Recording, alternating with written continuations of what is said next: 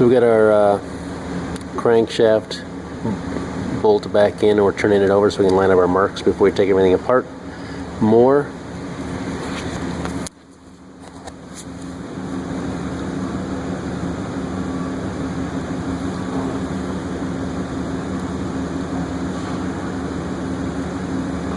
You can see how they line up there.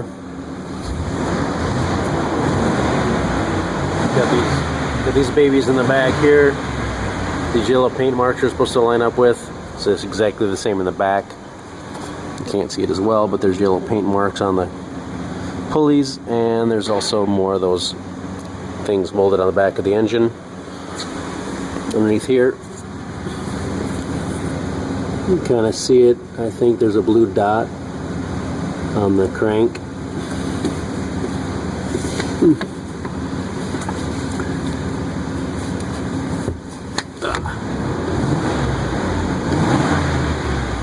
A blue dot right here, and a dot dimple, and on the back there's a pink line just to the right of the crankshaft sensor. There's also an indentation on the back of this pulley as well. So those are all lined up, so I feel pretty good about taking off the timing belt, tensioner, etc., etc. And I'll work about getting off the rest of the engine mount. We will need to get this engine mount out and this bracket out so we can actually get the timing belt out and the water pump. So we have the engine supported with a jack. So we can go in here and start removing this engine mount, 17mm bolts.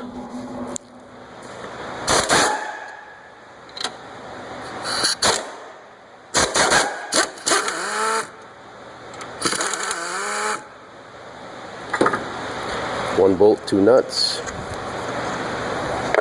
We'll remove this too as well, 17mm, and then we can pull this engine mount out.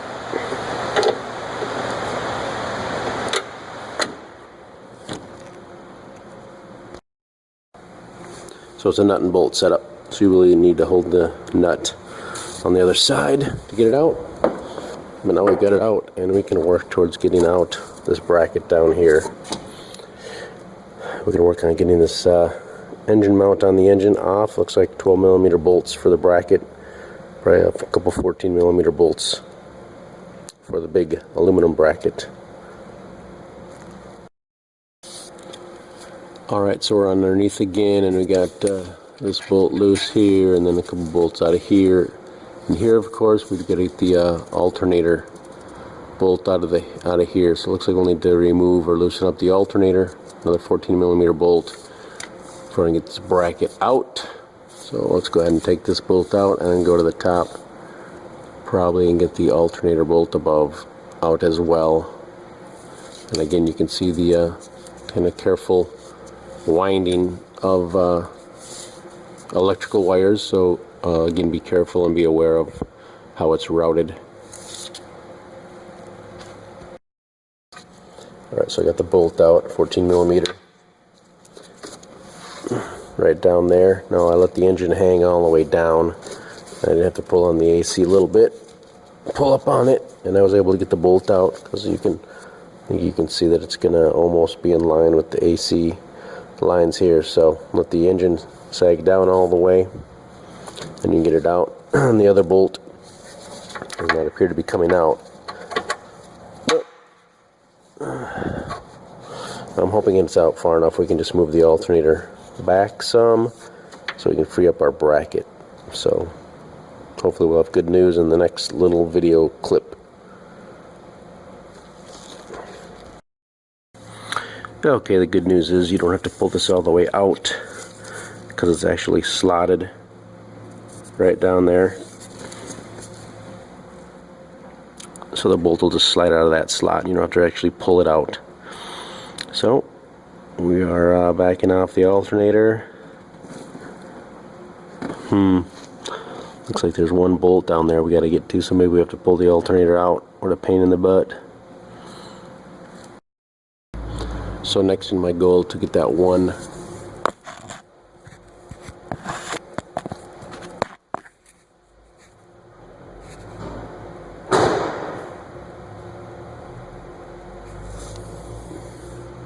get that one bolt I took out, this bracket here.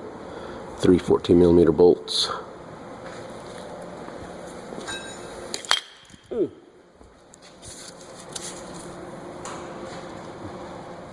And right back there is a 14mm bolt going in. This way I need to get out for this bracket. So I think probably move the alternator a little bit more and then get in there with a wrench, hopefully. So here's my 14mm socket on a wrench with an adjustable head. I'm able to break it loose. You might get a stubby 14mm ratchet in there, or wrench in there, but it's going to be a tight fit. So, unless you would have to pull the alternate AC out. So, but I'm going to get this bolt out like this. And hopefully, oh, there we go. It's loose, so that's the trick right there. Get that bolt out. Well, so here's the beast out.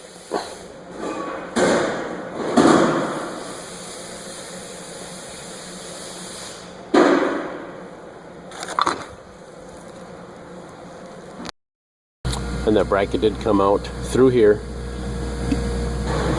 And to repeat myself again, be careful of the wiring. We don't want to be pinching this later in life here, like in the next couple hours when we put it back together. So now we can take the tensioner off. We had lined up our timing marks. And I'm going to take the tensioner stuff off. 12mm bolts. All that good stuff. And this is your adjustment right here, these two holes. I use this, not exactly the exact tool for the job. I'm sure there is one. But that fits pretty well in the hole. My clip pliers. So maybe a small pair of needle nose would fit in there too. But that's your first adjustment for the timing belt when you put it back together. And you can use those two holes to actually turn it. So when you put the belt back on, line up all your marks, you're going to put the belt on and you're going to tighten it by turning those, and then tighten that 14mm bolt, and then you can pull your pin right out of here. So let's get that belt off.